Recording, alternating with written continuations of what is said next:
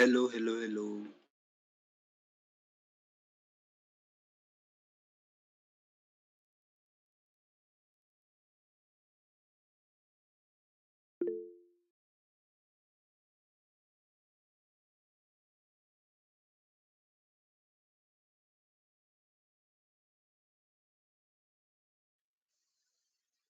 शब्बीर साहब, Joint and Sachin formally start बना. जो कैसा है इसमें Bonjour, bonjour.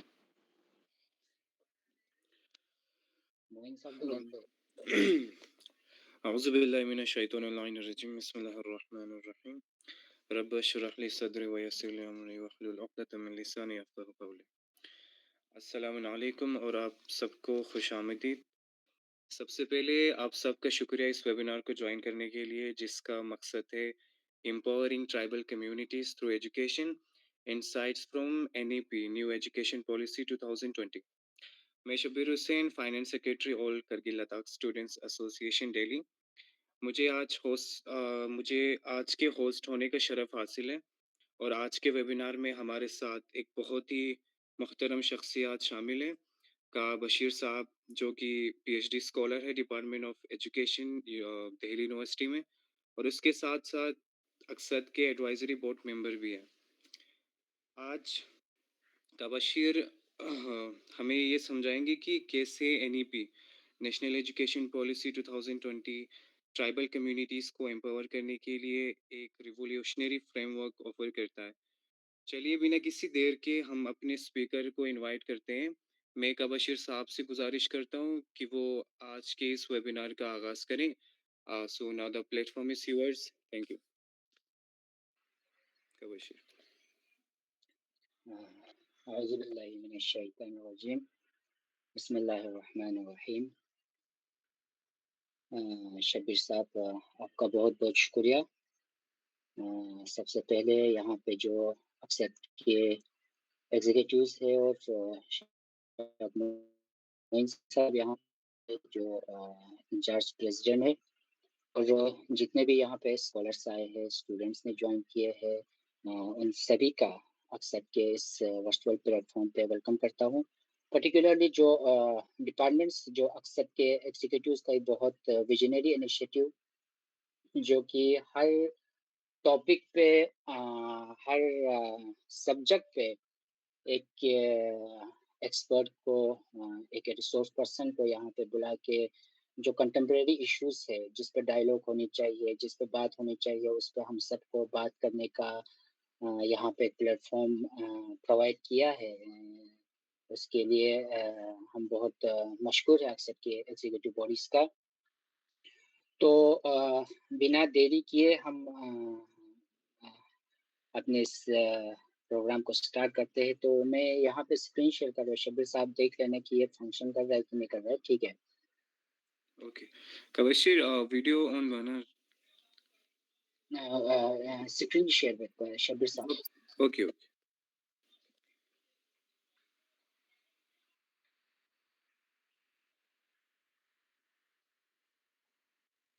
सर, विजिबल हुए काफी। दुआ। ठीक है, ठीक है। जैसे कि आज का थीम हमारे फाइनेंस सेक्रेटरी शब्बीर ने बताया कि empowering tribal communities through education. तो हम दो तीन बहुत ही क्रिटिकल और बहुत ही कंटेम्प्रेरी इश्यूज, जो कि हम एज ए ट्राइबल कम्युनिटी, हम एज ए स्टूडेंट, जो अभी हम एजुकेशन ले रहे हैं, तो हम सबको इन चीज़ों के बारे में पता होना चाहिए। तो हम कंटेम्प्रेरी इश्यूज को लेके लद्दाख में क्या इम्पैक्ट पड़ रहा है और लद्दाख का सिनेरियो क्या है, उस पे भी हम फर्दर डिस्कस करेंगे। तो सबसे पहले हम देखेंगे कि क्योंकि कॉन्टेक्स्ट समझ आना बहुत इम्पोर्टेंट है किसी भी चीज़ को हम डिस्कस करने या डायलॉग से पहले, कि उस चीज़ का कॉन्टेक्स्ट क्या है और ये चीज़ का जो इवोल्यूशन है वो कैसे हुआ है और यहाँ तक कैसे पहुँचा है। तो जैसे अभी हम सबको शेड्यूल ट्राइब बोलते हैं, सबसे पहले जो सेंसस हम एंशियंट हिस्ट्री की बात नहीं करते हैं, हम मेडिवल हिस्ट्री की बात नहीं करते हैं। जब इंडिया ब्रिटिश के अंदर आए, तब से जो ट्राइबल्स को जो है वो एक लेफ्ट आउट हमेशा एक कम्युनिटी रहा है। जैसे कि हिंदुइज़्म के जो ये है उसके अंडर नहीं आते, बल्कि लेफ्ट आउट जो कम्युनिटी रहा है, उनको ट्राइबल कहा जाता था। तो पहली बार जो ट्राइबल टर्म जो यूज़ किया है, वो 1819 98 सेंसस में किया है, जिसको फॉरेस्ट ट्राइब करके बोला गया है। उसके बाद 1901 में इस ट्राइब को एनिमिज़्म बोला है। एनिमिज़्म उस उनको बोलते हैं जो नेचर को फ़ॉलो करते हैं और नेचर को प्रे करते हैं, जैसे सूरज को प्रे करना, चाँद को प्रे करना, ये या नेचुरल चीज़ों को जो मानते हैं या उनको ये करते हैं, बिलीव करते हैं, उनको एनिमिज़्म कहते हैं। तो ट्राइबल का एक बहुत बड़ा कैरेक्टरिस्टिक्स ये था कि जो उनका ट्रेट में सबसे पहले आता था, वो एनिमिज़्म का ट्रेट आता था। इसने 1901 का जो सेंसस है, अ, वो जो है ट्राइबल्स को जो है एनिमिज़्म के नाम से जाना जाता था। उसके बाद 1911 के जो सेंसस है, वो टर्म्स के लिए।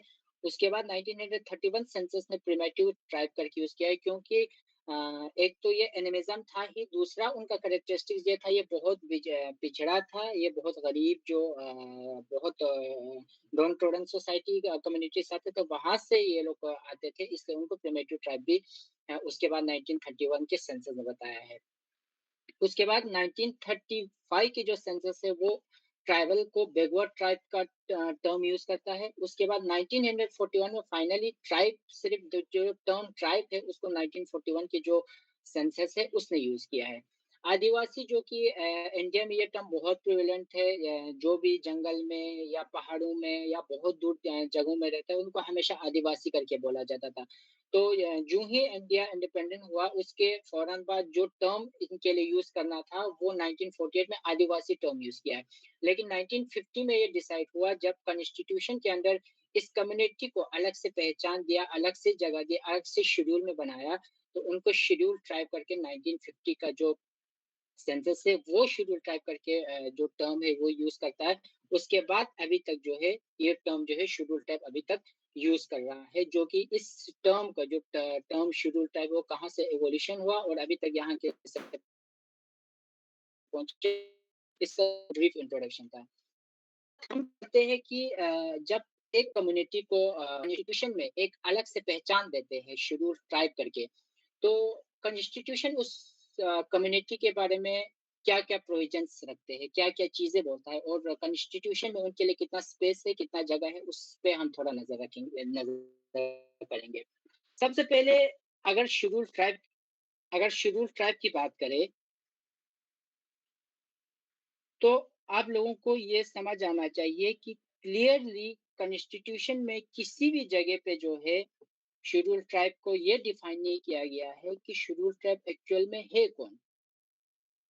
आर्टिकल 366(25) कहता है कि कोई भी ट्राइब या ट्राइबल कम्युनिटीज जो आर्टिकल 342 में डिफाइन किया गया है, वो जो है ट्राइबल कम्युनिटीज है।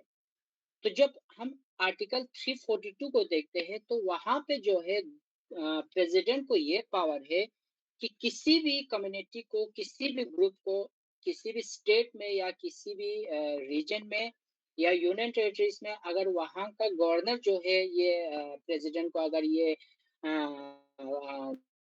इन्फॉर्म करे कि कोई भी ये ग्रुप जो है ट्राइबल कम्युनिटीज में आता है या ट्राइबल का जो ट्रेड्स है उसमें है, तो प्रेसिडेंट के पास ये पावर है कि किसी भी ग्रुप को, किसी भी कम्युनिटी को शेड्यूल ट्राइब के अंदर इंक्लूड करे या एक्सक्लूड करे। शेड्यूल ट्राइब को एक बार इंक्लूड करने का मतलब ये नहीं है कि वो हमेशा के लिए शेड्यूल ट्राइब रहेगा।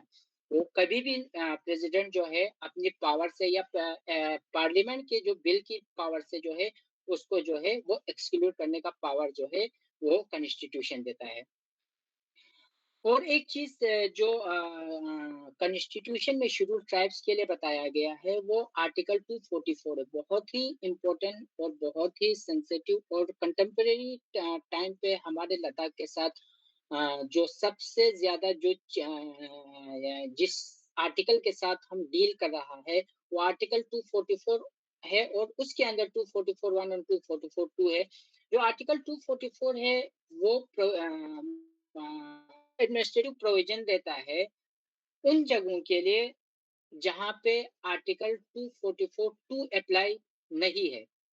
आर्टिकल 244(2) जो है, 6 शेड्यूल के साथ डील करता है और आर्टिकल 244(1) जो है वो 5th शेड्यूल के साथ डील करता है। अगर हम बड़े शब्दों में हम बता दें कि इन दोनों में डिफरेंस क्या है, 6 शेड्यूल जो है वहाँ पे एडमिनिस्ट्रेशन का पावर जो है, लैंड का पावर जो है, रिसोर्स का पावर जो है, एग्जीक्यूटिव का पावर जो है, वो ऑटोनोमस डेवलपमेंट काउंसिल के पास होता है। लोकल जो इलेक्टेड जो बॉडीज है उनके पास होता है। आर्टिकल 244 1 में जो फिफ्थ शेड्यूल है, फिफ्थ शेड्यूल में ये है कि गवर्नर के पास अल्टीमेट पावर है। आप एडीसीज पे अगर कुछ वहाँ पे उसके लिए ऑफर करता है तो अल्टीमेट पावर गवर्नर के पास है, और अगर कोई गवर्नर असाइन करेगा उसके बाद ही चीजें होंगे। जैसे कि सिक्स शेड्यूल में अभी मेघालय, असम, त्रिपुरा और मिजोरम 4 ऐसे स्टेट है जहाँ पे पूरे स्टेट में नहीं है। कुछ कुछ जगहों पे जहाँ ट्राइबल्स रहते हैं, जहाँ पे ट्राइबल पॉपुलेशन है, वहाँ पे ऑटोनोमस काउंसिल बनाया है, और अभी तक 6 शेड्यूल के अंदर 10 ऑटोनोमस काउंसिल आता है, जिसमें से 3 मेघालय के पास है, 3 असम में, 3 त्रिपुरा में और 1 मिजोरम में।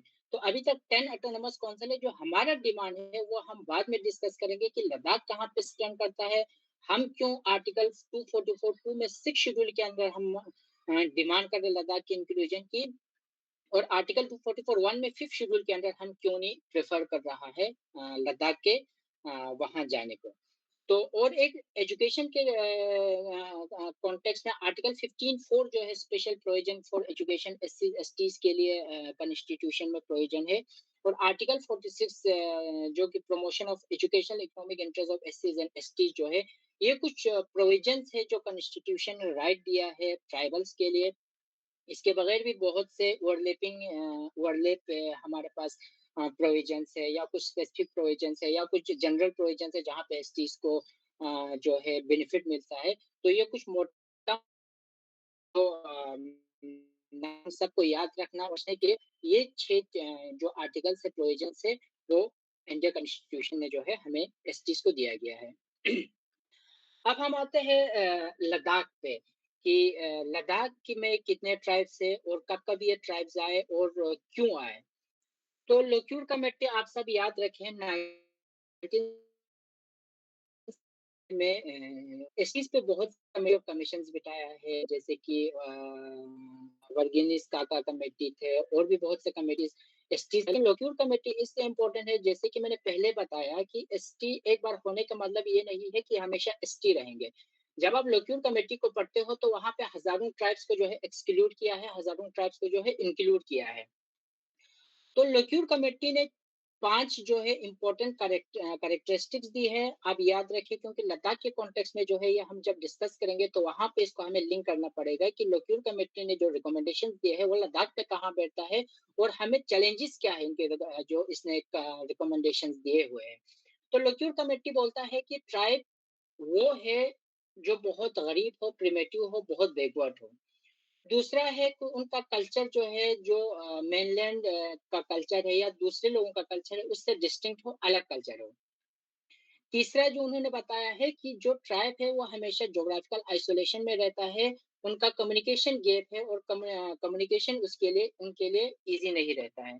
चौथा जो उन्होंने जो रिकमेंडेशन दिया है एक ट्राइबल होने के लिए, वो ये बोला है कि वो शाय बहुत होते हैं, वो बहुत रिजर्व होते हैं, लोगों के साथ मिलते नहीं है। जब वो जंगल लोगों में आता है तो अपने आप को रिजर्व कर लेते हैं, लोगों से कम्युनिकेट नहीं कर पाते हैं। और फिफ्थ जो कैरेक्टरिस्टिक जो ट्राइब्स का बोला है उसका बैकवर्डनेस जो है, गरीबी जो है कैरेक्टरिस्टिक्स बोला है। और आपको ये बहुत ही इम्पोर्टेंट डेट है जो आपको याद रखने की जरूरत है कि लद्दाख में पहला जो ट्राइबल कम्युनिटी लोक्यूट कमेटी ने आइडेंटिफाई किया था वो है चंपा ट्राइब। चंपा ट्राइब लद्दाख का ट्राइब है जिनको ट्राइबल स्टेटस मिला था लोक्यूट कमेटी की 1965 के रिकमेंडेशन के हिसाब से, जो ये 5 कैरेक्टरिस्टिक जो है फुलफिल कर रहा था। उसके बाद इसमें बहुत से पॉलिटिकल डेवलपमेंट्स हुए, स्ट्रगल्स हुए, जैसे लद्दाख के ट्राइब्स और पर्टिकुलर लद्दाख में जो ट्राइब्स है उनका 60s से जो स्ट्रगल वो तो थे ही। उसके बाद 1980s में आके ये स्ट्रगल इतना इंटेंस हुआ, और 1989 में एक ऑर्डर के थ्रू 142 7 अक्टूबर 1989 को जम्मू जम्मू कश्मीर में 4 एसटीज के साथ लद्दाख में और 7 एसटीज को जो है इंक्लूड किया, जो आपको पता होना चाहिए कि लद्दाख में पहला एसटी जो है वो चंगपा ट्राइब है, उसके बाद जो अदर जो ट्राइब्स है वो 89 की जो कॉन्स्टिट्यूशनल ऑर्डर है उसकी बेस पे आया है। अब हम जाते हैं नेशनल एजुकेशन पॉलिसी 2020 पे। जब कोई भी पॉलिसी हम पढ़ते हैं, जब हम एनालाइज करते हैं, जब हम क्रिटिक्स करते हैं, तो हमें दो तीन चीजें समझने की जरूरत है।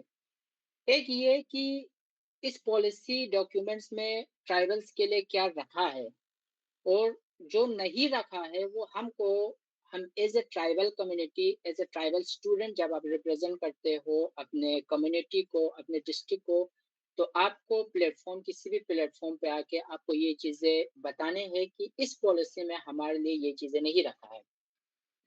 तो ट्राइबल की कंटेक्स्ट में नेशनल एजुकेशन पॉलिसी ने कुछ चीजें जो है एक्नॉलेज किया है। For example, national education policy 2020 बोलता है कि एसटी स्टूडेंट जो है, एसटी कम्युनिटी जो है, हिस्टोरिकली वो लोग एजुकेशन सिस्टम से बाहर रहे हैं, क्योंकि वो बहुत आइसोलेटेड प्लेस में रहे हैं, कम्युनिकेशन नहीं थे, स्कूल नहीं थे, टीचर्स नहीं थे, इसलिए जो है एजुकेशन हमेशा उनका इफेक्ट रहा है। और दूसरा ज्योग्राफिकल जो उन्होंने ये आइडेंटिफाई किया है कि ज्योग्राफिकल आइसोलेशन की वजह से भी एसटी जो है एजुकेशन में बैकवर्ड रहने का बहुत बड़ा रीजन है। तीसरा बहुत इंपॉर्टेंट जो जिसको हम फर्दर लद्दाख के कॉन्टेक्स्ट में हम डिस्कस करने जा रहा है, इररिलेवेंट कंटेंट।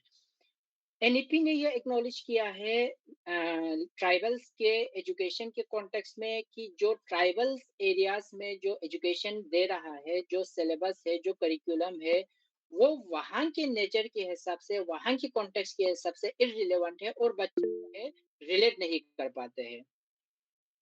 चौथा जो उन्होंने जो आइडेंटिफाई किया है, एक्नॉलेज किया है ट्राइबल्स के इस चीज को, वो है कल्चरल डिफरेंसेस की वजह से उनकी लर्निंग पे इम्पैक्ट हो रहा है। जैसे उनका कल्चर अलग है, वो जनरल कल्चर जो मेनलैंड में आता है, तो उनकी कल्चर की वजह से वो ब्लैक आउट होता है। फॉर एग्जांपल, उनका लैंग्वेज उनसे नहीं मिलता है, उनका खाना उनसे, खाना पीना पहनने का तरीका जो है दूसरे लोगों से नहीं मिलता है, इसलिए वो अपने आप को लेफ्ट आउट फील करते हैं। इस वजह से भी वो लोग एजुकेशन में इतना पीछे है।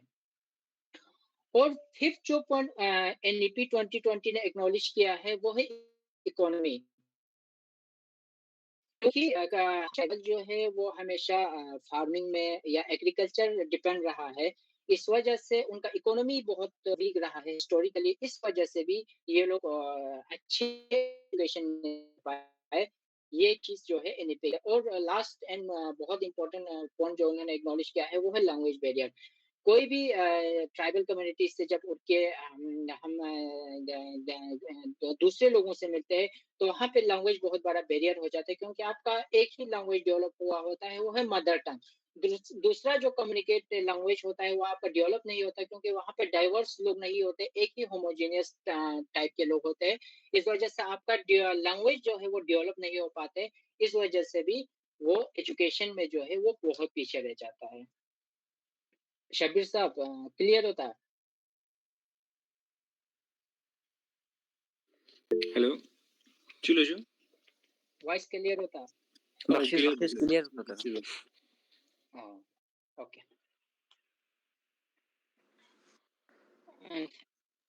एनईपी ने फर्दर जो ट्राइबल की कॉन्टेक्स्ट में 4 चीजों का एप्रिसिएशन किया है, जो हम सबको समझने की जरूरत है। नेशनल एजुकेशन पॉलिसी 2020 बोलता है कि इंडिजिनियस कम्युनिटी या ट्राइबल कम्युनिटी का जो इन्वायरमेंटल प्रैक्टिसेस है वो बहुत अप्रिशिएबल है। फॉर एग्जांपल, ट्राइबल एथनोमेडिकल प्रैक्टिसेस को वो प्रोपोगेट करने के लिए बोलता है कि जो ट्राइबल कम्युनिटी का जो अपना मेडिकल प्रैक्टिस है, जैसे हमारा सोआ रिकपा जो अभी एक रिकॉग्नाइज इंस्टीट्यूट है, मातस अमची जरबातां या दिन जरबातां माती रीसमान कुमार छना इथोनो मेडिकल प्रैक्टिसेस को उन्होंने अप्रिशिएट किया है। सेकंड चीज जो है, ट्राइबल का जो फॉरेस्ट मैनेजमेंट उनका जो सिस्टम है, जैसे हमारे वहाँ पे भी है कि हर चीज का एक मैनेजमेंट है, छूताचे का नता से और तपचे का नता से जिंग तपचे का नता से एक मैनेजमेंट से जो चलता है, उसका एप्रिसिएशन जो है नेशनल एजुकेशन पॉलिसी ट्राइबल के कंटेक्स्ट में करता है। और तीसरा जो है ट्रेडिशनल क्रॉप मैनेजमेंट, जो चीज़ हम उगाते हैं या जो मार्केट में बेचते हैं या सेल्फ सस्टेन के लिए जो चीज़ें करते हैं, उसको जो है एप्रिशिएट किया है। और नेचुरल फार्मिंग जो है, हम इससे पहले कभी भी हमने बाहर से जो फर्टिलाइज़र जाता है, वो हम खेत में नहीं डालते थे, बल्कि हम अपना नेचुरल फार्मिंग रीयूज़, रिड्यूस के उस कांसेप्ट को लेके हम चलते थे। और किसी भी नेचुरल प्रोसेस को हम डिस्टर्ब किए बगैर हम अपना जो एग्रीकल्चर जो प्रोसेस चलाते थे, वो एनईपी ने जो है एक्सेप्ट किया है, एप्रिशिएट किया है और उसको प्रोटेक्ट करने के लिए बोलते हैं। किसी भी कम्युनिटी में, ये सिर्फ इंडिजिनस या ट्राइबल कम्युनिटीज में नहीं, बल्कि जितने भी कम्युनिटीज है, उनको जो है ये 4 चीजें जो है ट्राइबल कम्युनिटीज से सीखने के लिए जो है एनईपी जो है वो प्रोपोगेट करता है। अब हम आते हैं कि एनईपी 2020 ट्राइबल कम्युनिटीज के लिए क्या एजुकेशन स्ट्रेटेजीज रखते हैं। तो यहाँ पे कुछ चीजें हैं, जैसे कि उन्होंने बोला है जो है ऑनलाइन ओपन लर्निंग कोर्स जो है, वो जो है ट्राइबल कम्युनिटीज, क्योंकि वो बहुत दूर रहते हैं, कम्युनिकेशन उनके वहाँ पे नहीं है, तो ऑनलाइन लर्निंग जो है वहाँ पे प्रोपोगेट करने के लिए उन्होंने रिकमेंड किया है नेशनल एजुकेशन पॉलिसी ने।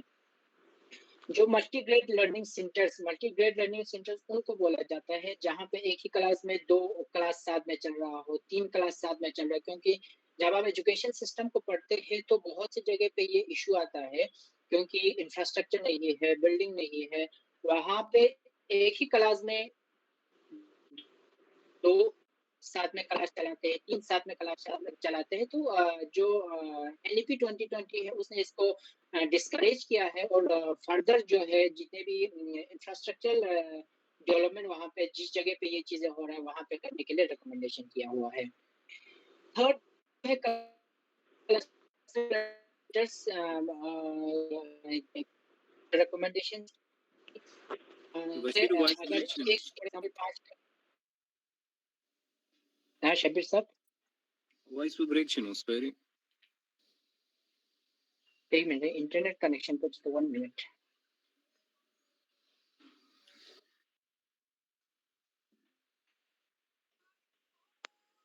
अस्सलाम वालेकुम बशीर भाई। वालेकुम अस्सलाम। ठीक होता या ठीक हो गया। mana umda कंटिन्यू बस काका या ब्रेक चल रहा है। ठीक दो काका। अच्छा, थर्ड जो पॉइंट बोलता है वो क्लस्टर लर्निंग सेंटर्स के लिए बोलता है, जहाँ पे अगर टीचर्स की कमी है या इंफ्रास्ट्रक्चर की कमी है, वहाँ पे रिसोर्स मोबिलाइज करने के लिए इनकरेज करता है कि अगर किसी स्कूल पे मैथ टीचर नहीं है, साइंस टीचर नहीं है, आर्ट टीचर नहीं है, तो दूसरे स्कूल से वहाँ पे उसको मोबिलाइज करने के लिए वो ट्राइबल कम्युनिटीज में जो है एनईपी इनकरेज कर रहा है। फोर्थ सबसे इम्पोर्टेंट जो है जो मोस्ट फोकस एनईपी का है, वो प्रिजर्विंग ट्राइबल नॉलेज की, ट्राइबल के जो पर्टिकुलर जो इंडिजिनस नॉलेज है। क्योंकि किसी भी नॉलेज को हम सिस्टमेटिक वे में डेवलप करते हैं। फॉर एग्जांपल, हम रिसर्च करते हैं, हम लेबोरेटरीज में जाते हैं, वहां पे हम नॉलेज प्रोडक्शन करते हैं, नॉलेज फॉर्मल सेटिंग में जो है नॉलेज प्रोड्यूस करते हैं। लेकिन ट्राइबल का नॉलेज ऐसा है कि किसी भी फॉर्मल सेटिंग में वो नॉलेज प्रोड्यूस नहीं होता है, बल्कि 1000 सालों से, 2000 सालों से, 3000 सालों से जो एक्सपीरियंस और जो चीजें उन्होंने एक्सपीरियंस किया है, फेस किया है, उसकी बेस पे ट्राइबल नॉलेज जो है वो डेवलप होता है, वो बिल्ड होता है। और ये ओरली ट्रांसफॉर्म होता है एक जनरेशन से दूसरे जनरेशन में। लेकिन अगर यहाँ पे गैप आ गया तो वो ट्राइबल नॉलेज जो है वहाँ पे खत्म हो जाता है। इसलिए एनईपी 2020 जो है इस चीज पे बहुत ही फोकस करता है कि ट्राइबल नॉलेज जो है, जो भी ओरली आपके पास रिसोर्स पर्सन है, आपके गाँव में बूढ़े लोग हैं या पहले के ज़माने के लोग हैं, उनको आप रिकॉर्ड करो, आप उनसे बात करो, उनसे इंटरव्यू करो, उनसे बात करो कि चीज़ें कैसे होते थे। तो ट्राइबल नॉलेज प्रिजर्वेशन का बहुत ही उसके लिए बहुत ये करता है एनईपी 2020, उसे फोकस करता है। सोर्स फाइनेंशियल असिस्टेंस हम सबको पता है कि डिफरेंट काइंड्स ऑफ स्कॉलरशिप्स है, फेलोशिप्स है, या स्कूल में यूनिफॉर्म्स है। तो एजुकेशन स्ट्रेंथ करने के लिए ट्राइबल कम्युनिटीज़ में ये 4-5 जो बहुत मेजर चीज़ है, माइनर तो बहुत से इसके सब चीज़ें इसके अंदर सब थीम्स है, सब कॉन्सेप्ट वो हम डिस्कस नहीं करेंगे, बल्कि जो इम्पोर्टेंट जो मेजर चीज़ें जो हम सबको समझ आनी चाहिए कि हो क्या रहा है पॉलिसी में हमारे लिए क्या है, हम क्या कर सकते हैं, क्या लेफ्ट हो रहा है। तो ये 5 चीज़ें यहाँ पे है। लद्दाख के कॉन्टेक्स्ट में इसको थोड़ा मैं ब्रॉडली ये हमारा लास्ट स्लाइड है और इसको थोड़ा ब्रॉडली हम डिस्कस करेंगे और मैं उम्मीद करता हूँ, मैं होप करता हूँ कि हम सबका यहाँ पे क्वेश्चन उठना, क्वेश्चन करना, मैं ये नहीं बोलूँगा कि मैं सब क्वेश्चन का आंसर दूँगा, लेकिन जो चीज़ें मुझे आता है वो मैं क्वेश्चन दूँगा, आंसर करूँगा, लेकिन जो चीज़ें नहीं आते हैं, हम सब फर्दर मिल के चीज़ों को समझेंगे और चीज़ों पे डिस्कस करेंगे। लद्दाख के कॉन्टेक्स्ट में ये 3 चीज़ें जो लद्दाख में अभी सबसे प्रेवेलेंट और सबसे टॉपिक ऑफ डिस्कशन अगर कोई चीज़ होना चाहिए, तो ये 3 चीज़ होनी चाहिए। चाहे एजुकेशन के कॉन्टेक्स्ट में हो क्योंकि एजुकेशन अलग एंटाइटी नहीं है, अलग चीज़ नहीं है। एजुकेशन जो है सोसाइटी का पार्ट है और सोसाइटी के इम्प्रूवमेंट के लिए, सोसाइटी को आगे ले जाने के लिए, सोसाइटी को राइट डायरेक्शन, करेक्ट डायरेक्शन दिखाने के लिए एजुकेशन है। तो अगर एनईपी लद्दाख के कॉन्टेक्स्ट में बात नहीं करता, इसका मतलब ये नहीं है कि हम भी जो है सिर्फ वही पॉलिसी डॉक्यूमेंट्स पढ़े, वही चीज़ें पढ़े जो हमें पढ़ाने को दे रहा है और हम जो है अलग हो जाए, नहीं। जब कोई भी पॉलिसी पढ़े तो आपको हमेशा क्रिटिकली पढ़ना चाहिए कि इसमें चीज़ें क्या रह जाता है। इसमें कौन से इम्पोर्टेंट चीज़ें रह जाते हैं, वो ट्राइबल के डिसलोकेशन के बारे में बात नहीं करता है। ट्राइबल के 6 शेड्यूल उनके जो गवर्नेंस के बारे में एजुकेशन बच्चों को एजुकेट कैसे करें कि वहाँ पे गवर्नेंस कैसी होनी चाहिए, उस बारे में बात नहीं करता। हाँ, पंचायती राज के बारे में बात करता है, लेकिन गवर्निंग कैसे जब किसी भी स्पेसिफिक एरिया में करना हो, उसके बारे में आपको नहीं बताता। सब क्लासिफिकेशन अभी मैं आपको फर्दर डिस्कशन में बताऊँगा। हम आते हैं सोशल डिसलोकेशन और इन तीनों का हम लद्दाख के कॉन्टेक्स्ट में डिस्कस करेंगे। सोशल डिसलोकेशन हम उस चीज़ को बोलते हैं कि जहाँ पे कोई भी सोशल फैब्रिक या सोशल सोसाइटी जो है एक नॉर्मल वे में चल रहा है और सडनली एक डिस्टरबेंस आ जाता है और वहाँ से सोसाइटी जो फ्रिक्शन में जो है डिवाइड हो जाता है, उसको सोशल डिसलोकेशन है। ये टॉपिक जो है सोशियोलॉजी और एंथ्रोपोलॉजी का टॉपिक है और सोसाइटी को जो समझते हैं कोई भी सब्जेक्ट में कर रहे हो, आप इकोनॉमिक्स में कर रहे हो, आप हिस्ट्री कर रहे हो, आप सोशियोलॉजी कर रहे हो, ज्योग्राफी कर रहे हो, आप साइंस कर रहे हो, अल्टीमेटली हम सोसाइटी के लिए कर रहा है। तो हम सोशल डिसलोकेशन लद्दाख के कॉन्टेक्स्ट में, कंटेम्परेरी कॉन्टेक्स्ट में हम लद्दाख के सोशल डिसलोकेशन को समझना बहुत इंपॉर्टेंट है। सोशल डिसलोकेशन में बात क्या करता है? सोशल डिसलोकेशन बोलता है सोशल डिसलोकेशन में क्या होता है जब कोई भी सिस्टम नॉर्मली चल रहा होता है वहां पे डिस्ट्रप्शन आ जाता है तो सोसाइटी ब्रेक हो जाता है। उससे क्या होता है? 4 चीजें होते हैं मेजरली। रैपिड अर्बनाइजेशन होता है, गवर्नमेंट पॉलिसीज इम्पैक्ट करता है, जो एजिड पीपल है, डिपेंडेंट पीपल है, उन पे इम्पैक्ट पड़ता है और फैमिली जो है डिस्टर्ब होता है। कैसे? सबसे पहली चीज ये है कि जब ट्राइबल सोसाइटीज हमेशा जो है इंटरडिपेंडेंट होता है, होमोजीनियस ग्रुप होता है, वो क्लोज सोसाइटीज होता है, एक दूसरे पे डिपेंड होता है। जब कोई भी गवर्नमेंट का पॉलिसी आता है जहां पे आपको अपनी सोसाइटी के फैब्रिक से निकाल कर जब डिपेंडेंट कर देते हो किसी भी चीज पे, अभी आप फॉर एग्जांपल ले के भी लोग है, यहाँ पे करगिल के भी लोग है, आप देखोगे पिछले 8 से 10 साल में अर्बनाइजेशन जो है टाउन में भी और करगिल टाउन में भी बहुत बड़ा है। इसका मेजर रीजन यही है कि सोशल डिसलोकेट हो रहा है, हमारी सोसाइटी ब्रेक हो रहा है, हमारी सोसाइटी टूट रहा है और हम सब इसको समझ नहीं पा रहा है कि हम इस सोसाइटी को हम बांध के कैसे रखें। सोशल डिसलोकेशन में रैपिड अर्बनाइजेशन से क्या होगा, जितने भी लोग हैं वो डिपेंड हो जाएंगे, कैश कैश फ्लो होनी चाहिए।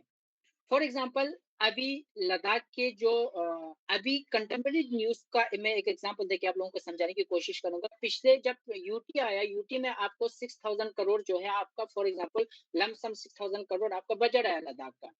तो उससे क्या हुआ? उससे ये हुआ कि जितने भी फंड्स आए, इतने कम पॉपुलेशन जगह में जहाँ पे 3 लाख पॉपुलेशन है, वहाँ पे इतना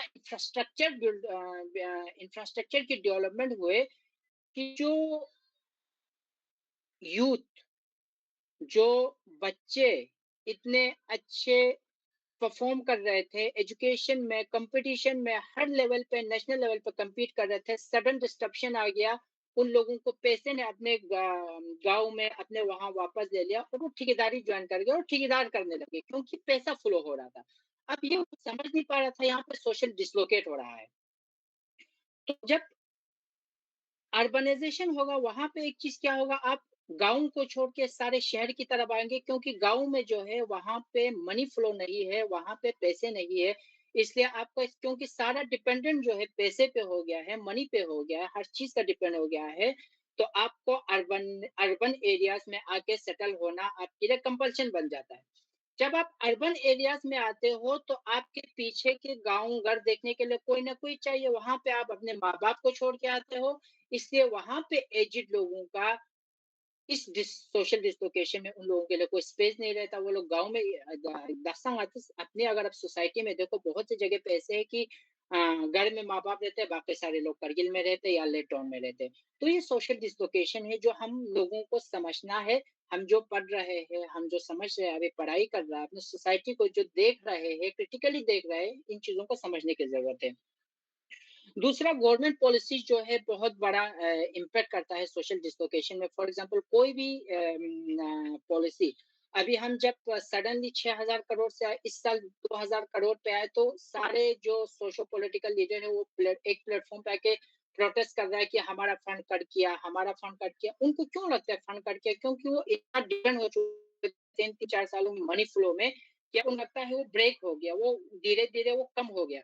जब ये चीज़ें पैसे फ्लो आना बंद हो जाएँगे, तो एक सोसाइटी जिस नॉर्मल तरीके से चल रहे थे, वहाँ पे मनी फ्लो जब ब्रेक होगा, वहाँ पे क्राइम बढ़ेगा, वहाँ पे बहुत सी सोसाइटी में ड्रग्स जैसे जो बहुत बुरी चीज़ है, ये चीज़ें जो है सोसाइटी में बहुत प्रेवलेंट करेगा क्योंकि पैसा जो है वो जैसे पहले हो रहा था, वो नहीं हो रहा है, इस वजह से सोशल डिसलोकेशन होता है। जो हमारी लद्दाख के कॉन्टेक्स्ट में हम सबको जो टॉपिक ऑफ डिस्कशन हम सबके बीच में होनी चाहिए, चाहे कि आप रूम पे रहते हो, आप फ्रेंड्स के साथ रहते हो, आप सोसाइटी में रहते हो, सोशल डिसलोकेशन लद्दाख के कॉन्टेक्स्ट में इस टाइम पे सबसे बड़ा टॉपिक ऑफ डिस्कशन जो है, वहाँ पे होनी चाहिए। दूसरी चीज़ जो हम डिस्कस कर रहे हैं लद्दाख के कॉन्टेक्स्ट में, वो 6 शेड्यूल है। हम क्यों 5th नहीं मारा है, क्यों 6th शेड्यूल मारा है, ये बात हमको समझना है क्योंकि 6th शेड्यूल जो है ज़्यादा एम्पावरमेंट देता है, लोकल जो इलेक्टेड रिप्रेजेंटेटिव्स है, इलेक्टेड काउंसिल्स है, उनको जो है ज़्यादा एम्पावर देता है। तो 6th शेड्यूल का थोड़ा अगर हम बैकग्राउंड में जाए तो ये गवर्नमेंट ऑफ इंडिया के एक्ट, ये नया आया हुआ चीज़ नहीं है, 1935 का गवर्नमेंट ऑफ इंडिया का एक्ट है, जहाँ पे उन्होंने बाइफरकेट किया है, एक्सक्लूड और इंक्लूड करके 2 कैटेगरी बनाया है। तो ये चीज़ हुआ है पहले असम में हुआ है, उसके बाद इंडिपेंडेंट के बाद 6th शेड्यूल का जो प्रोविज़न आया आर्टिकल 244 के अंडर 242 के अंडर शब्बीर साहब hello, Kabashir voice vamos ba? Hello. Clear हुआ? O balik ka break chino. 1 minute ये नेटवर्क तो थोड़ा नीचे से There tunes ba? Okay. यहाँ से Okay. यहाँ तो यहाँ पे हम लद्दाख के लोग 6 शेड्यूल इसलिए मान रहे हैं क्योंकि आर्टिकल 244 के सेक्शन 2 में ये प्रोविजन दिया गया है कि कोई भी ऐसा ट्रायल या तो कुछ सर्टेन क्राइटेरिया है, अगर उसको फुलफिल करता है तो वो 6 शेड्यूल के अंदर इंक्लूड हो सकता है। लेकिन सबसे बड़ा चैलेंज जो है अभी इसमें आने वाला है, जो नेक्स्ट है सब क्लासिफिकेशन का। सब क्लासिफिकेशन क्या है? हम सब क्लासिफिकेशन और 6 शेड्यूल के साथ में डिस्कस करेंगे, क्योंकि ये दोनों ओवरलैप कर रहा है, एक दूसरे पे डिपेंड है इस चीज़ को क्लियर होने में। सब कैटेगराइजेशन, सब क्लासिफिकेशन या सब कैटेगराइजेशन भी बोलते हैं। अगस्त 2024 में सुप्रीम कोर्ट के 7 जज के 7 बेंच के 7 जज 7 जज ने एक जिसका हेड जो है हेड ऑफ द ये कर रहा था, एससी कर रहा था, उन्होंने वो रूल किया 2004 के एक डिसीजन था जो ईवी चंदनिया versus state of Andhra Pradesh, शायद आंध्र प्रदेश का है, अभी मैं रिकॉल नहीं कर पा रहा हूँ। तो उसमें ये बोला गया था कि कैटेगरी को आप कैटेगराइजेशन या सब क्लासिफिकेशन नहीं कर सकते। फॉर एग्जांपल आपको समझाने के लिए मैं बोल रहा हूँ, अगर आप बल्टी ट्राइब है तो बल्टी ट्राइब को विद इन बल्टी ट्राइब में सब क्लासिफिकेशन नहीं कर सकते, क्योंकि बल्टी ट्राइब खुद में एक होमोजीनियस ग्रुप है, इसलिए सब क्लासिफिकेशन नहीं हो सकता है। लेकिन यहाँ पे बहुत ही एक इम्पोर्टेंट पॉइंट जो आपको समझने के लिए है, क्यों इसको वो रूल किया, जो ये 19 जस्ट एक मिनट,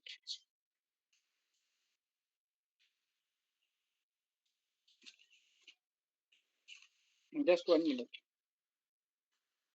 हाँ, उसको क्यों वो रूल किया गया? क्योंकि आप जब आपको रिजर्वेशन दे रहा है सिंस इंडिपेंडेंस 70 ईयर्स 75 ईयर्स से आप रिजर्वेशन का बेनिफिट ले रहे हो, तो पॉलिसी मेकर्स को अब लग रहा है कि किसी भी कम्युनिटी में या तो कुछ लोग बहुत ज्यादा इलीट होते जा रहा है, बहुत लोग सोसाइटी जो है वो बहुत नीचे जाते जा रहा है, और उनके पास रिसोर्स जो है वो हाथ नहीं आ रहा।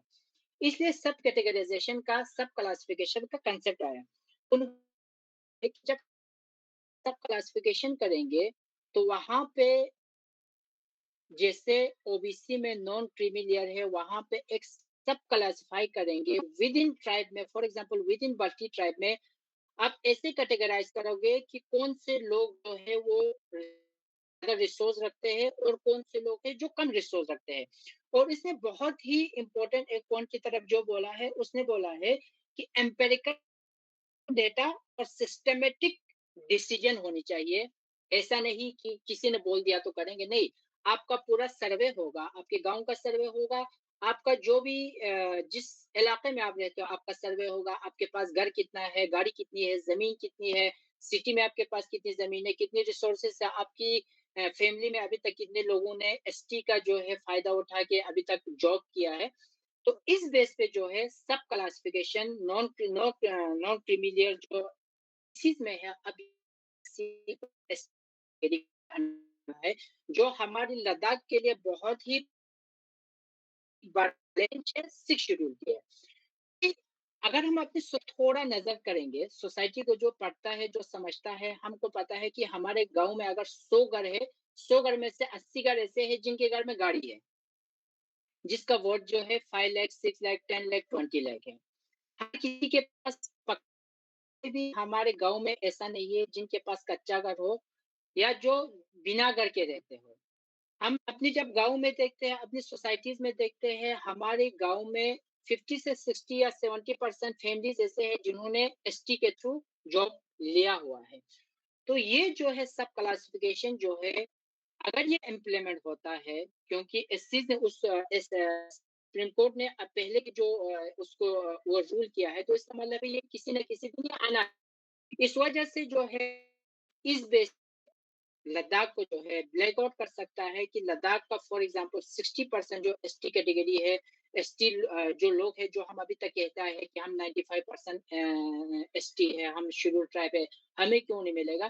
तो यहाँ पे सब क्लास जब आप क्रीमी लेयर में 60% 70% आपके दोनों डिस्ट्रिक्ट को मिला के 60-70% आप क्रीमी लेयर में अगर आप पुश करोगे, और रिमेनिंग 30% में जब आप आओगे, आप ऑटोमेटिकली नेचुरली बाय डिफॉल्ट आप 6 शेड्यूल के लिए डिस्क्वालीफाई हो जाएंगे। तो ये कुछ चीजें हैं जो पॉलिसी नहीं बताते, आपको बैठ के समझ के इन चीजों को अपनी सोसाइटी के कॉन्टेक्स्ट में समझना है। और हम सबको ऐसे बातों पे, ऐसे टॉपिक्स पे हम सबको डायलॉग करने की, हम सबको मिल के प्लेटफ़ॉर्म पे आने की, प्लेटफ़ॉर्म प्रोवाइड करने की और कोई भी अगर बोलना चाहे, लिखना चाहे तो उनको आगे एनकरेज करने की हम सबको ज़रूरत है। इन्हीं अल्फ़ाज़ों के साथ कि होपफुली मैं ये करूँगा, कैटर करूँगा जितना अगर मेरी कैपेसिटी में होगा। तो जितने भी यहाँ पे आप सुनने थे आप एग्ज़ीक्यूटिव मेंबर का, आप सभी का बहुत-बहुत थैंक यू।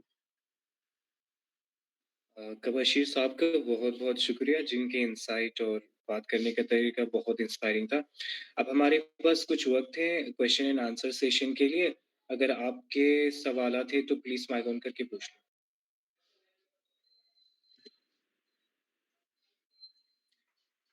अगर आप लोगों के सवालात हैं तो प्लीज़ माइक ऑन करके पूछ लें। प्लीज़। हेलो, हेलो, अस्सलाम वालेकुम।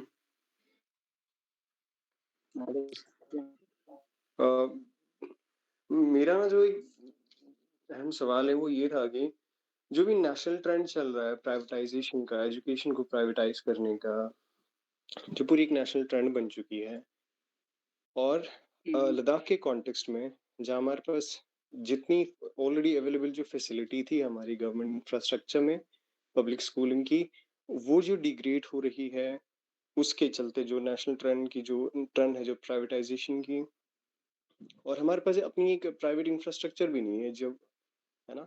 तो हम उसको नेविगेट कैसे करेंगे? मेरा सबसे क्वेश्चन यही था बड़ा।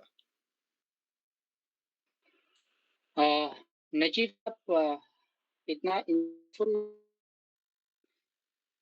को मैं पिछले 3-4 साल से कैटर कर रहा हूँ कि इस ट्रेंड में जिसको बहुत ही एक अच्छी किताब है मैं उसका नाम भूल रहा हूँ, जिसमें इस टर्म को इंडस्ट्रियलाइज़ेशन मॉडल ऑफ एजुकेशन कहता है कि आपके सोसाइटी समझ नहीं पाते कि चीज़ें कैसे हो रहा है। जैसे आपने बोला टर्म नेविगेट टर्म यूज़ किया कि हम उसको ट्रैक कैसे करें, हम समझे कैसे? मैं आपको एक बेसिक स्टडी देता हूँ हमारे लद्दाख में गवर्नमेंट टोटल स्कूल है 910 स्कूल है हमारे पूरे लद्दाख में। उसमें से 90% स्कूल जो है वो गवर्नमेंट के पास है और 10% जो है वो प्राइवेट के पास है। और हमारे लद्दाख में टोटल स्कूल में जो बच्चे पढ़ते हैं वो 50,000 के अराउंड है। ठीक है नजीब साहब। लेकिन बदकिस्मती ये है कि जो 10% प्राइवेट स्कूल है उसमें 25,000 बच्चे पढ़ते हैं और रेस्ट ऑफ 90% जो स्कूल से वहां पे 25,000 बच्चे पढ़ते हैं। मतलब 90% गवर्नमेंट स्कूल और 10% प्राइवेट स्कूल में 25%। अब एक चीज हम सबको, क्योंकि आप सब कोई बड़ा भाई है, कोई बड़ी बहन है, आप घर में आप सबके सुनते हैं क्योंकि आप लोग पढ़े लिखे हैं। एक चीज आप लोग घर वालों को ये समझा देना चाहिए कि प्राइवेट स्कूल जो हमारे लद्दाख में है वो प्राइवेट स्कूल नहीं है, वो लो कॉस्ट प्राइवेट स्कूल है। बहुत से रिसर्च ये बताते हैं कि जो लो कॉस्ट प्राइवेट स्कूल से जो बच्चे पढ़ के आते हैं, फ्यूचर में जाके वो गवर्नमेंट बच्चों के साथ भी कम्पीट नहीं कर पाते हैं, वो पीछे ही रह जाते हैं। क्योंकि इनको बच्चों को अपने पास अपने अट्रैक्शन करना है तो उन्होंने टर्म जो है वो प्राइवेट स्कूल यूज़ किया है। प्राइवेट स्कूल में फ़ी 50,000, 60,000, 70,000, 1 लाख तक फ़ी होता है। हमारी जो प्राइवेट स्कूल्स है वहाँ पे जो फ़ी है वो है 800, 600, 700 उसको जो है लो कॉस्ट प्राइवेट स्कूल्स बोलते हैं, जो प्राइवेट स्कूल की सब कैटेगरी में। तो जो हायर एजुकेशन बाहर आते हैं, जिनको अपॉर्चुनिटी मिलता है बाहर आके पढ़ते हैं, जिनको नहीं मिलता वो वहीं रह जाते हैं। तो हमें बेसिक जो स्कूलिंग से है, जो अभी हमने बहुत बढ़ने दिया है हमारे लद्दाख में, हमने अभी पूरे हाफ ऑफ द पॉपुलेशन जो हमारे स्टूडेंट का उनको प्राइवेट स्कूल्स में एडमिट करके रखा है। हमें चाहिए कि अपने ही स्कूल्स में हमारे पास बहुत अच्छे रिसोर्सेस है, अच्छे टीचर्स है। अभी पहले वाला ज़माना नहीं है। मैं 3 साल 4 साल स्कूल पे काम कर चुका हूँ। जिस स्कूल में जाओ आपको वो स्कूल्स के इंफ्रास्ट्रक्चर दिल्ली में नहीं मिलेंगे, जहाँ पे आपको लद्दाख में मिलेंगे। तो हम सबको इन इंफ्रास्ट्रक्चर को, इन रिसोर्सेज को यूटिलाइज करने की, इन सबको हमें समझने की रहता है, हमारे सोसाइटी को ये समझने की ज़रूरत है। अदरवाइज़ तो जो जो गरीब तबका है, जो लोअर मिडल क्लास है, वो फ्यूचर में जाके हमारे करगिल में एजुकेशन नहीं ले पाएगा, वो लेफ्ट आउट से। Thank you.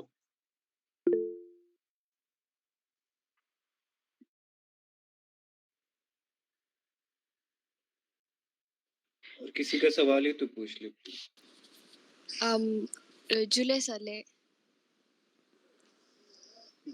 तो मेरा सवाल ये है कि जैसे आपने बताया कि लाइक लद्दाख में बहुत सारे ट्राइब्स हैं, बट फिर भी हमारे एसटी सर्टिफिकेट पर सबके ऊपर बोट ट्राइब क्यों लिखा होता है?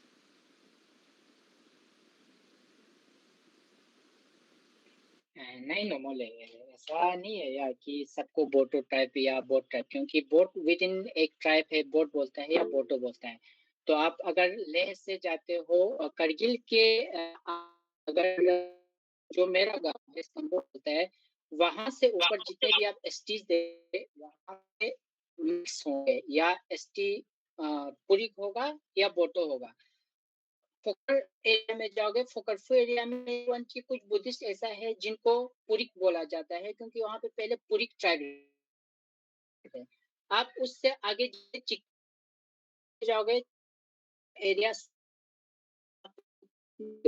आप तो फिर बशीर लेह आपकी की तरफ वॉइस जाओगे, ब्रेक हो लेह रहा में कुछ एरिया तक आपको पूरा बोटो मिलेंगे। या शब्बीर है। ब्रेक चुनाव का बशीर। या नमो दुइन माया, हर किसी का नहीं होता यार, रंगा नहीं। Nga lene, nga basgo nenle.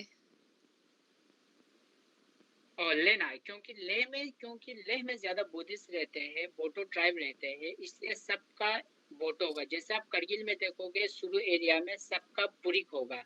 तो आप द्रास में जाओगे, सबका शीना होगा। जब आप ये आर्यन वैली से जाओगे, सबका ब्रप्पा होगा। तो आप चंगथांग में जाओगे, सबका एसटी पे जो है वो जो है चंगपा होगा।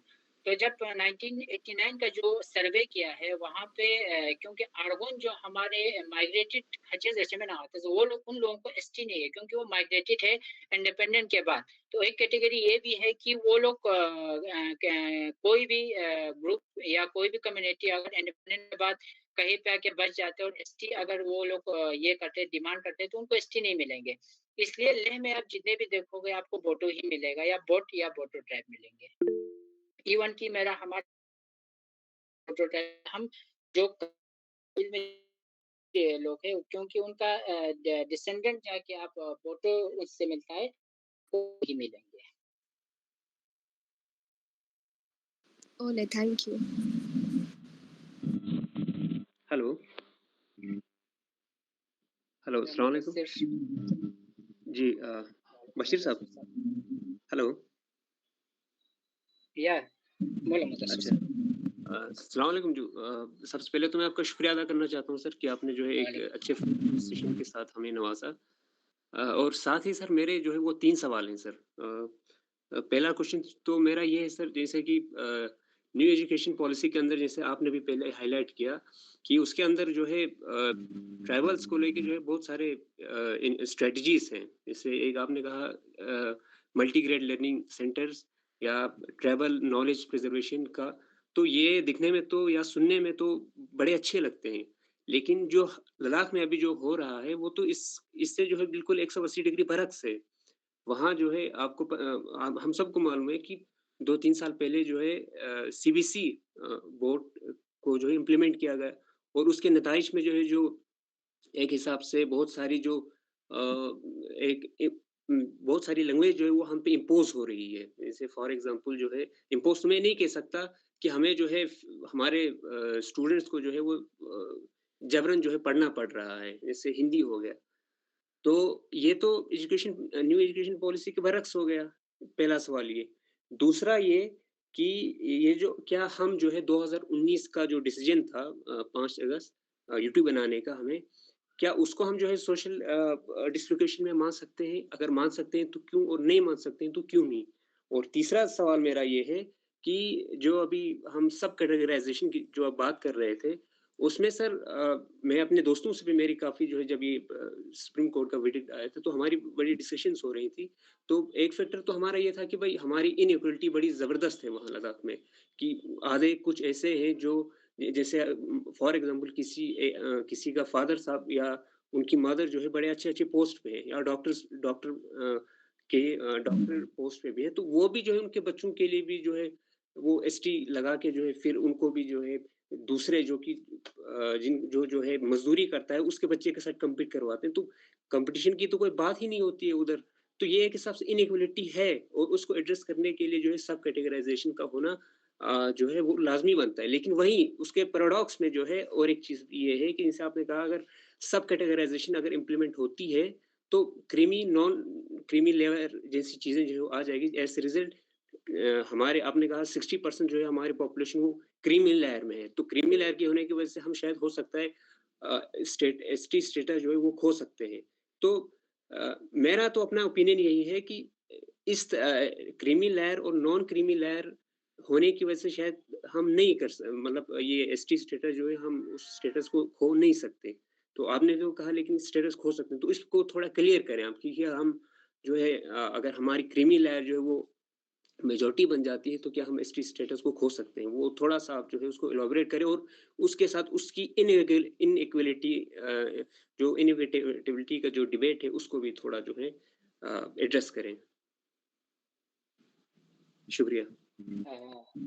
शुक्रिया मुदस्सिर साहब।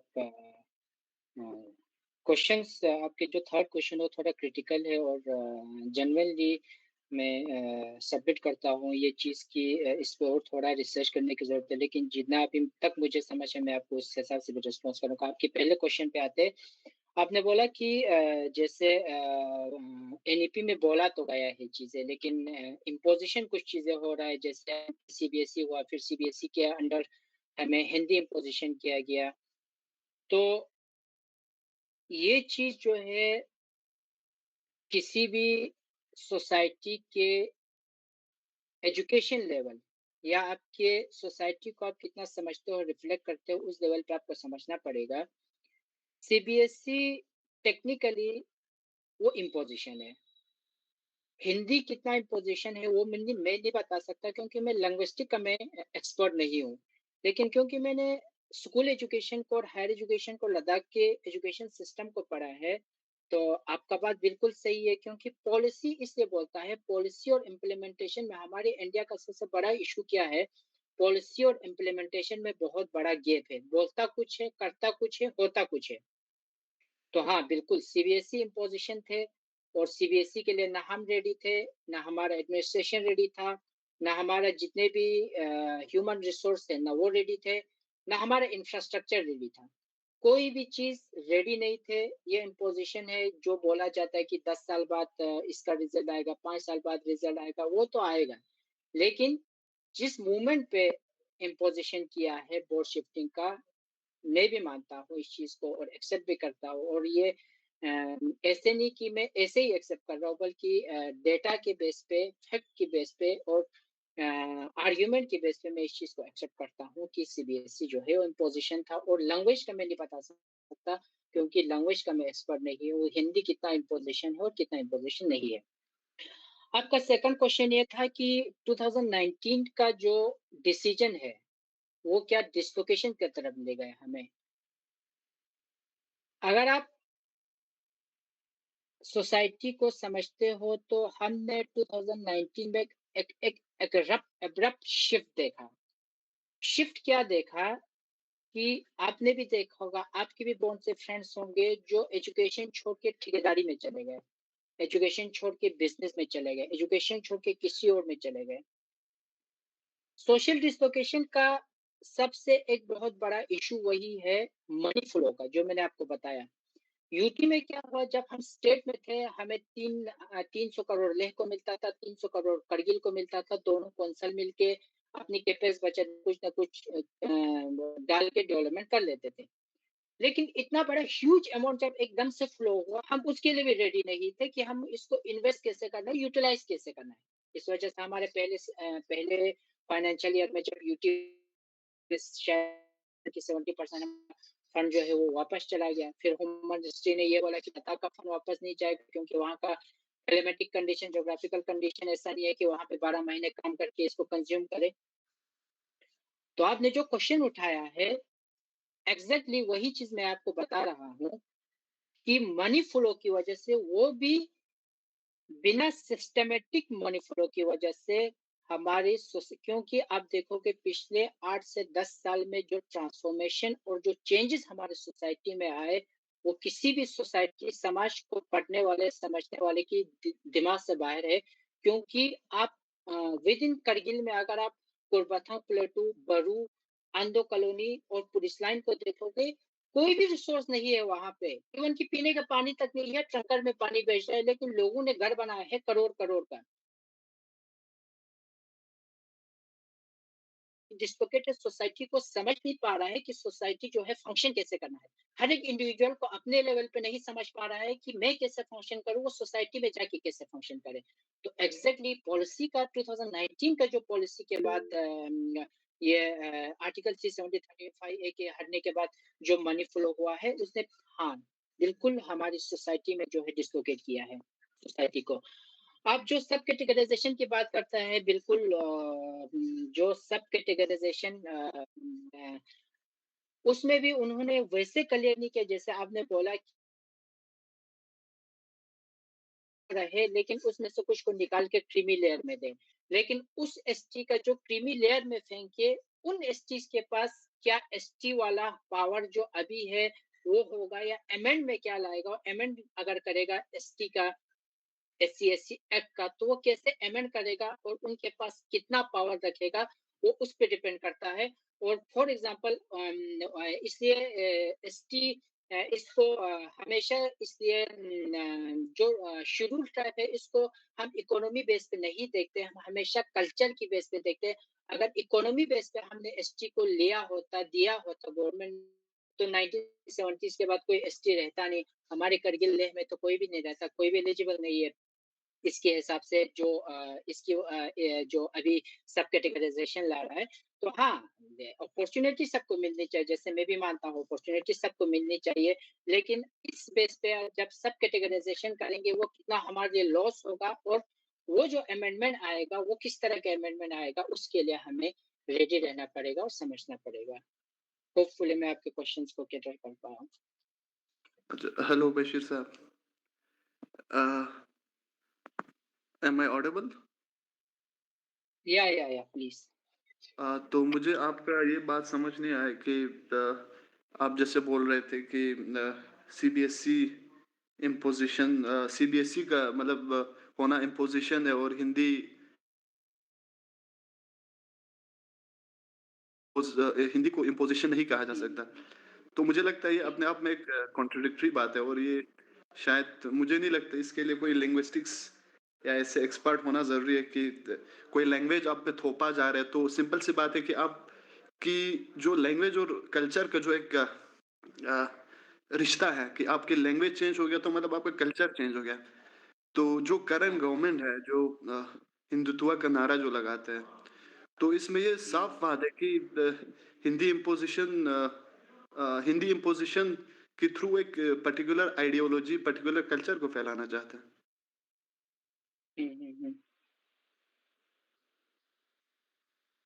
हाँ हाँ आपका वॉइस ब्रेक हो गया शायद। अली क्वेश्चन कर रहा था ना? हाँ अली। हाँ अली साहब, जैसे आपने कॉन्ट्रडिक्शन की बात की, सीबीएसई का आना, क्योंकि सीबीएसई बोर्ड है। लैंग्वेज मैं मानता हूँ, लैंग्वेज हम किसी भी लैंग्वेज को कैद नहीं कर सकते। ये नहीं बोल सकते कि ये लैंग्वेज मेरा है या आपका है। मेरा और आपका अंडरस्टैंडिंग अलग हो सकता है, पर्सपेक्टिव अलग हो सकता है, डिस्कोर्स अलग हो सकता है, मैं एक्सेप्ट करता हूँ। लेकिन क्योंकि बोर्ड का शिफ्ट करना, बोर्ड एक फंक्शनिंग बॉडी है, बोर्ड एक मशीनरी है। आप किस मशीन में बच्चों को डाल रहे हो, वो बोर्ड जो है आपको, अगर आप बोलेंगे इस वाले बोर्ड में मत डालो, इस वाले बोर्ड में डालो, ये इम्पोजिशन है। लैंग्वेज जो है आपको मुझे नहीं लगता कि मेरे हिसाब से, मैं ये नहीं बोल रहा हूँ कि होना चाहिए, नहीं होना चाहिए, क्योंकि यहाँ पे मैं इसलिए न्यूट्रल रहना चाहता हूँ, क्योंकि लैंग्वेज कैद नहीं है, क्योंकि आपने जैसे कुछ टर्म्स यूज़ किया, पॉलिटिकल टर्म्स, ये आपकी अंडरस्टैंडिंग है कि आप चीज़ों को कैसे समझते हो। बहुत सी चीज़ों को मैं भी मानता हूँ कि इम्पोज़िशन हुआ है, बहुत सी चीज़ों को मैं ये भी मानता हूँ क्योंकि हमने हिंदी नहीं सीखा, अभी हम जब दिल्ली में आते हैं, हिंदी की बोर्ड होते तो हम नहीं सीख पाते। तो हम थोड़ा रिलीजियस उस अगर अगर हम उसको एक कंस्ट्रक्टिव वे में, अगर हम प्रोडक्टिव वे में अगर उसको हम देखें, क्योंकि आपका लैंग्वेज का किसी भी नए लैंग्वेज के, जैसे हम फारसी सीखते हैं, जैसे हम रशियन सीखते हैं, जैसे हम चाइनीज सीखते हैं, इसका मतलब ये नहीं कि हम किसी पे किसी का इन्फ्लुएंस हो रहा है, किसी का ये हो रहा है। लेकिन अगर हम हिंदी सीख पा रहे हैं, लेकिन इसके साथ हम अपने कल्चर को, आपने सही बोला, हम अपने कल्चर को, अपने लैंग्वेज को कितना इम्पोर्टेंस देते हैं, वो मैटर करता है। वो डिस्कोर्स ऑफ डिस्कशन है, वो टॉपिक ऑफ डिस्कशन है, न कि हिंदी का आने से हमारे ऊपर कुछ इम्पोजिशन जैसा हो जाना। हाँ, बात ये है कि हिंदी थैंक यू। का कंपल्सरी होना प्रॉब्लम है, लेकिन मैं नहीं कह रहा हूँ कि किसी लैंग्वेज का सीखना कोई बुरी बात है। लेकिन जो किसी पर्टिकुलर लैंग्वेज को इम्पोज़ करना, भई ये तूने पढ़ना ही पढ़ना है, तो ये कहीं न कहीं इम्पोज़िशन और हाँ, वो उस इंटेंशन की तरफ इशारा करता है। अली साहब, एक चीज़ जो आपको बहुत क्लियरली समझ आना चाहिए कि स्कूल एजुकेशन हमेशा पॉलिटिकल टूल है, और जितने भी आज तक हुआ है, हम लद्दाख वाले तो उर्दू के नहीं थे, हम तो कहीं और से आए थे। हमको जब जम्मू कश्मीर के अंदर चला गया 1948 में, उसके बाद तो हमें Urdu as a medium of instruction रखा गया।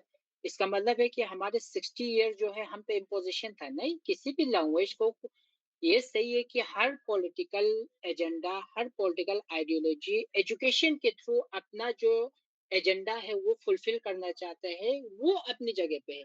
लेकिन खुद लैंग्वेज को हम अलग जगह पे रख के अगर देखें, तो हम इसको अगर ऐसा न देखा, तो मेरे हिसाब से एजुकेशन, जो मैं एजुकेशन को समझ पाता हूँ, मेरे हिसाब से सही रहेगा। Thank you.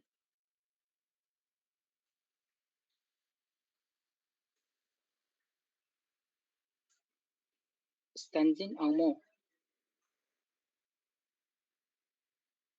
सर मैं वही ऐड करना चाहती थी जो आपने बोला था, क्योंकि हिंदी एक इम्पोजिशन की तरह नहीं देखना चाहिए, बट बल्कि क्योंकि वो एक ऑफिशियल लैंग्वेज है।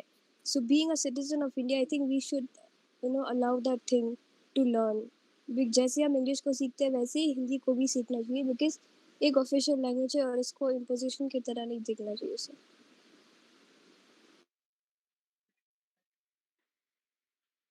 Thank you.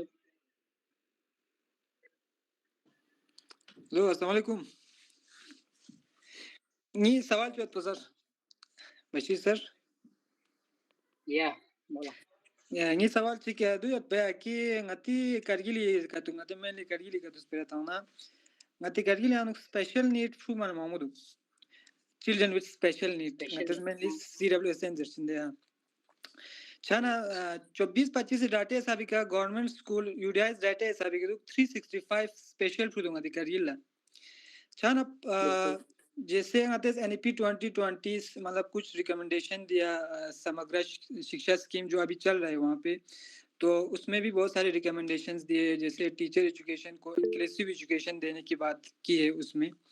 तो अगर हम ग्राउंड लेवल पे देखें तो बहुत सारे जो है चैलेंजेस वहाँ पे अभी भी है, जैसे इंफ्रास्ट्रक्चर की बात करें, स्पेशल एजुकेटर की बात करें उनके लिए, तो बहुत सारी चैलेंजेस वहाँ पे हैं। तो इन चैलेंजेस को हम मतलब कैसे डील कर सकते हैं कि एक तरह की हमारे मतलब कारगिल में अवेयरनेस की भी बहुत सारी कमी है कि खासकर स्पेशल नीड के लिए बिल्कुल ही मतलब एजुकेशन मतलब एजुकेशन नहीं ले पाते वो लोग, खासकर जो है रूरल एरियाज में स्पेशल बच्चों के लिए फैसिलिटीज बहुत ज़्यादा कम है अभी अगर देखें तो उन सब को हम किस तरह से ओवरकम कर सकते हैं, तो इस बारे में थोड़ा पूछना था। बल्कि अगर हम देखें तो आरटी एक्ट 2009-10 की बात करें तो उसमें भी स्पेशल नीड्स को राइट देने की बात करी है, और आरपीडब्ल्यूडी एक्ट 2016 की अगर बात करें तो ये खासकर स्पेशल नीड्स के लिए ये सभी एक्ट्स आए हैं। तो समग्र शिक्षा स्कीम में भी उन पे भी बात हुई है, एनईपी 2020 में भी उन पे भी मतलब बहुत सारी बात हुई है, तो ग्राउंड लेवल पे दिखता नहीं है वो। तो इसलिए मैं ये पूछना चाहती थी कि इस तरह से क्यों है, खासकर करगिल में इतना प्रॉब्लम क्यों है चिल्ड्रन स्पेशल नीड्स को लेके? हाँ, ज़ाकिर साहब, सबसे पहले तो मैं आपको कांग्रेचुलेट करता हूँ कि इतने सेंसिटिव टॉपिक को और इतने जो नीड ऑफ द आवर्स है, जिस पे बात करने की ज़रूरत है, उस पे आपका इतना गहरा नज़र है और आप ये कंसर्न रखते हैं। खुद आपने अपने सवाल में ही बोला कुछ चीज़ें तो कि सोसाइटी का ये ना होना और हमें चाहिए कि सोसाइटी इस चीज़ के लिए कितना रेडी है कि अगर कोई डिसेबल बच्चा या स्पेशल बच्चा अगर उसके घर में पैदा हो तो उसको सोसाइटी में पैदा होता है, तो नॉर्मल बच्चों की तरह ट्रीट करने में ये सोसाइटी, माँ-बाप, हम सब अपने घर में हम कितना रेडी है। तो इस बात से पता चलता है कि शायद मुझे लगता है अभी तक मुझे लद्दाख में या करगिल में कोई भी ऐसा रिसर्च आर्टिकल, रिसर्च पेपर या न्यूज़पेपर कॉलम या न्यूज़पेपर ये जिस पे किसी ने इन सेंसिटिव इश्यूज़ को उठाया हो। जैसे आपने यूडाइस की बात की, यूडाइस में अगर आप देखोगे करगिल के 90% जो स्कूल है वो एक्सेसिबल दिखाएगा स्पेशल चिल्ड्रन के लिए। लेकिन होता क्या है, वो रेलिंग एक बनाता है वो पूरियों को तोड़ के वहाँ पे एक पाइप लगाते हैं, फिर बोलते हैं एक्सेसिबल है। सारे स्कूल वहाँ ऊपर ढलान पे बनाया होगा और वहाँ पे रेलिंग का एक वो बना के बोलेगा हमारा स्कूल एक्सेसिबल है। तो ये जॉइंट एफर्ट है सारे स्टेक होल्डर्स का जो पॉलिसी लेवल पे है, जो हमारे जियोस है, सीओस है, हमारे पेरेंट बॉडी है और हमारे जितने भी स्टेक होल्डर जिसमें आते हैं, हम सबका ये विजन होना चाहिए कि जितने भी स्पेशल बच्चे हमारे वहाँ पे गिने चुने हैं, 300 ज़्यादा नंबर नहीं, ये 300 को हम अच्छी तरह कैटर कर सकते हैं, उनकी नीड को फुलफिल कर सकते हैं। उसके लिए हम सब स्टेक होल्डर्स को सामने आके बात करने की ज़रूरत है और नीड ऑफ द आवर्स हम कैसे करें इन चीज़ों को कैटर, उस बारे में हम सब सामने आके सोसाइटी को मोबिलाइज़ करना सबसे बड़ा इम्पोर्टेंट मुझे लगता है।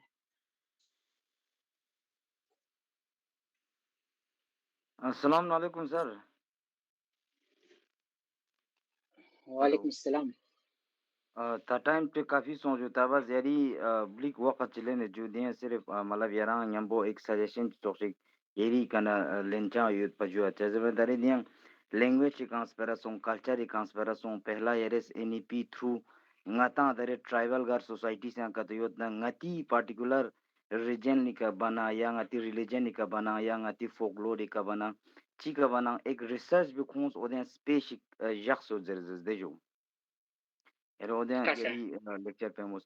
Chana dia dare ngati Ladakh context ban katulta na ngati culture pu ngati history mana dunla mana ngati dare syllabus ya inna phusa syllabus ya inna ngati mana phusa ma chang pata me denga ta inna ngati na Ladakh history bare ngati culture bare ya ngati tradition bare pehla chiot pinna mana ngata chang mana daksak mana khachir takpa med mana di mana ngata shuru masung Chanadian chang atang dare ngati Kargili levelika yang ngati Ladakh purakul Ladakh levelika syllabus se under korang atang subject chidu to introduce bi ngata space yo temeju गांव सिर्फ ngati मतलब specifically ngati Ladakhi language la tana culture la tana ngati history बारे historical figures बिसे बारे yang ngata do मतलब ngati maximum fusa पता में कि ngata dun ngati का चाम नफर invade बस ngati Ladakhi का Ladakhi politics का या लद्दाखी फ्यूचर का ताम तो दूर निस्बत से ngata मतलब प्रॉब्लम यो सुनिया दरे ngata दक्सा दी स्पेस में यो ngata लद्दाखी ने ngata करीलोपन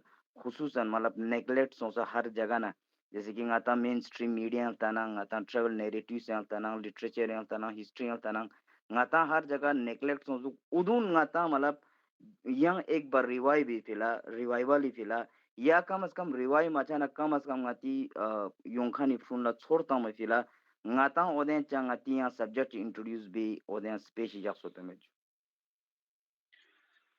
हाँ, बिल्कुल ताहा साहब गावा टेक्निकल टर्म में कॉन्टेक्सचुअल नॉलेज चर्चा जगह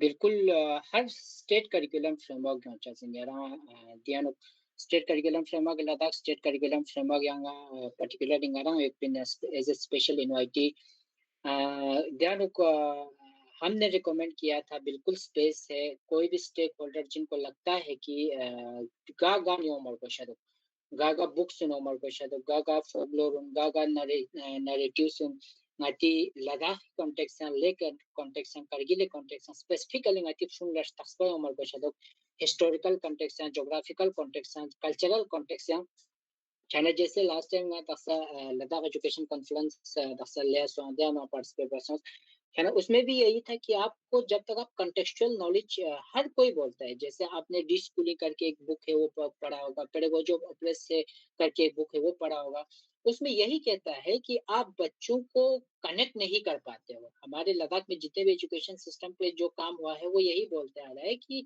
हमारे खुद के जो लोकल रिसोर्स है आप उनको नहीं यूटिलाइज कर रहे हो उसको काम में नहीं ला रहे हो बल्कि बाहर भी शोबिकों से कंटेंट कंसेप्शन लग जो उनके लिए बिल्कुल एलियन है उनको कनेक्ट नहीं कर पाते वो अपनी रियल लाइफ से चाइना बिल्कुल ngati स्कूल उन्यानो ngati सिलेबस उन्यानो पॉलिसी का आता दुनिया इंटरवेंशन पे आता दक्सा चुका माशा एक दो चैप्टर से जो वो भी मुझे नहीं लगा कि कोई प्रोडक्टिव या क्रिटिकल पता से तो पॉलिसी लेवल का आता सिलखन गामा चाहे आप स्कॉलर हो चाहे आप स्टूडेंट हो आपको लगता है अगर आपने लद्दाख के बारे में कुछ पढ़ा है कुछ सीखा है आप पॉलिसी लेवल पे इंटरवेंशन करके उनको बता सकते हैं कि लद्दाख के जो इस सब्जेक्ट में हिस्ट्री सब्जेक्ट में ये होनी चाहिए ज्योग्राफी सब्जेक्ट में ये होना चाहिए या पॉलिटिकल साइंस में ये होना चाहिए साइंस की किसी सब्जेक्ट में ये होनी चाहिए या फिजिक्स या अनुमति फॉर एग्जांपल लद्दाख हे कॉन्टेक्स्ट अनुकाच ऑप्शन नेचुरल वे फिजिक्स सब यांच्या तो जर खानून आता बिल्कुल पॉलिसियां स्पेस है जो हर कोई कर सकता है आप पॉलिसी इंटरवेंशन करने की जरूरत है बख्शिश सर बख्शिश बुझो अस्सलाम सर वालेकुम अस्सलाम सर जो दाखन ने क्वेश्चन जिक्सोंदे मतलब हिंदू मतलब Hindi language as a impose बिंदु एज अ लद्दाख स्टूडेंट इन कजस मतलब मेरा ये मानना है मतलब जिस तरह मतलब लद्दाख में इम्पोज कर रहे हैं हिंदी एजुकेशन हिंदी लैंग्वेज मुझे नहीं लग रहा है ये इम्पोज कर रहे हैं ये हर स्टूडेंट को सीखनी चाहिए जिस तरह हम बाहर कंट्री देखते हैं तो जैसे हम ईरान बात कर रहे हैं ईरान में जो है जनरली वो उनका जो है पूरे जो टेक्नोलॉजी बेस पूरे उनके जो है पर्शियन लैंग्वेज पे बेस है जैसे हमारे इंडिया में जो हम नर्सरी से लेके 12th तक हम इंग्लिश एजुकेशन लेता है इंग्लिश मीडियम में लेता है but after completing the 12th English level बताना आती लगभग नर्सरी प्री नर्सरी लेवल हों सर ये मानना दिन भी दखन पूरा हिंदी लैंग्वेज को आते इसका तो प्रमोट बना हर कोई हिंदी पढ़ता है हिंदी अंडरस्टैंडिंग भी होता है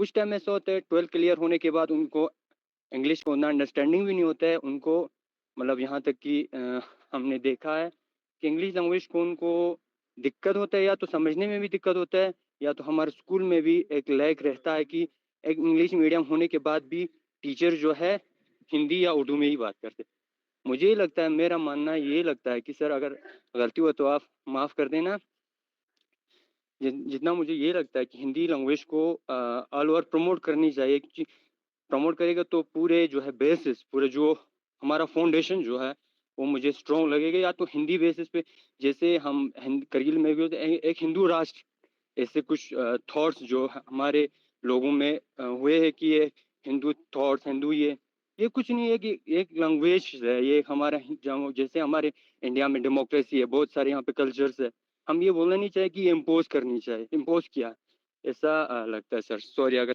गलती हुआ तो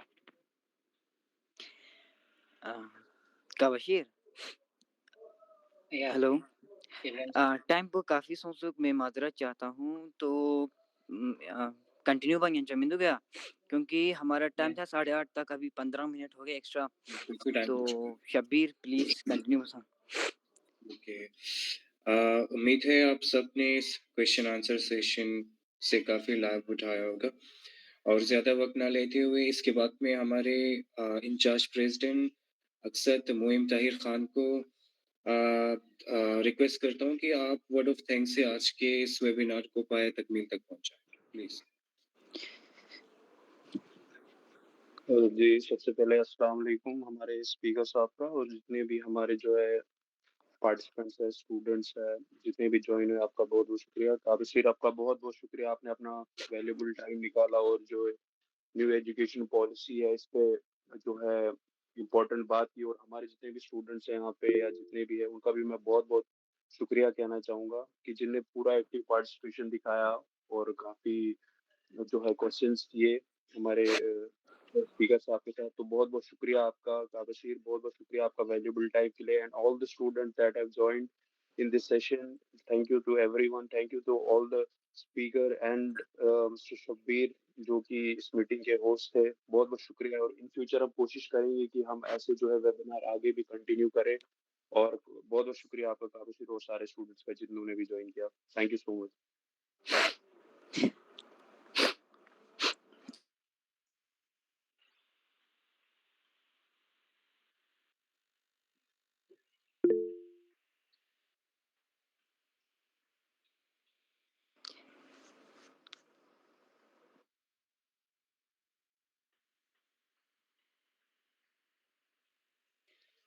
आखिर में आप सबका आज के इस वेबिनार में शामिल होने के लिए और उसको कामयाब बनाने के लिए शुक्रिया। आज के इस सेशन के लिए हम तबशीर साहब का बहुत शुक्रगुज़ार हैं, जिनकी वैल्यूएबल इनसाइट्स ने हमें एजुकेट किया कि एनईपी 2020 का ट्राइबल कम्युनिटी पर क्या असर हो सकता है। आखिर में फिर एक दफ़ा आप सबका शुक्रिया और दुआ करते हैं कि हम सब मिलकर एक बेहतरीन मुस्तकबिल बनाएँ। इसी के साथ अल्लाह हाफ़िज़, वस्सलाम अलैकुम। Thank you sir. अस्सलाम वालेकुम।